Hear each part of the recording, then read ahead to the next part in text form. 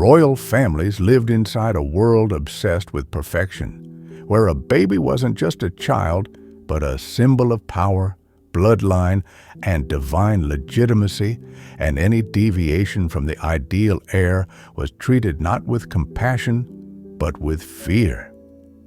Throughout history, royal children born with Down syndrome were rarely acknowledged. Their births were followed not by celebration, but by uneasy glances, uncertain midwives, and swift decisions whispered behind closed doors. In a palace where image mattered more than humanity, these children were often hidden away in quiet rooms.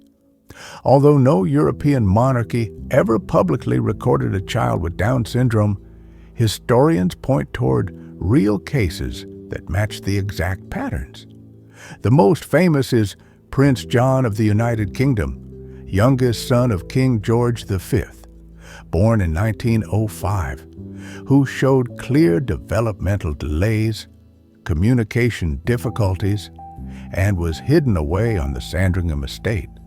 Although modern scholars lean toward autism and epilepsy, the secrecy around him mirrors how a Down syndrome child would have been treated in earlier centuries. Another case comes from the 16th century.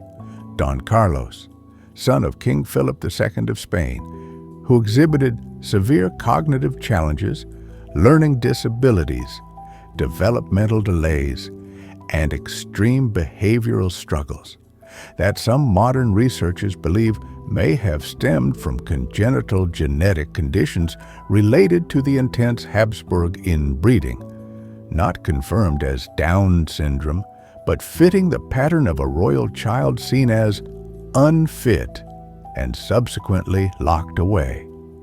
Historians debate the case of Prince Leopold, a child whose early portraits show facial features reminiscent of Down syndrome and whose short life was documented only in vague medical notes before he disappeared from all further records.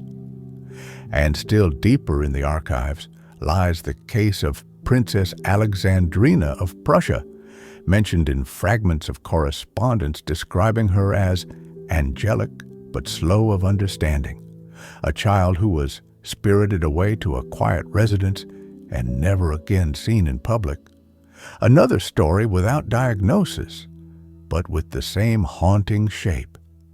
Some caregivers were gentle, offering affection that royal parents themselves couldn't risk showing, while others kept a cold distance, believing they were protecting the monarchy from scandal. And yet, even inside these hidden lives, love flickered.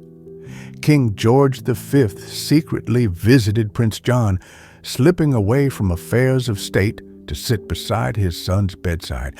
These small human gestures contrast brutally with the political cruelty that kept the children invisible. Some royal parents loved their hidden children deeply, visiting them in secret, sending toys, sweets, or devoted nurses. But love inside a political machine had limits. A show of affection could spark rumors, threaten alliances, or destabilize succession. So even the kindest parents kept their distance, carrying a private grief they spoke of only in coded letters or late-night confessions.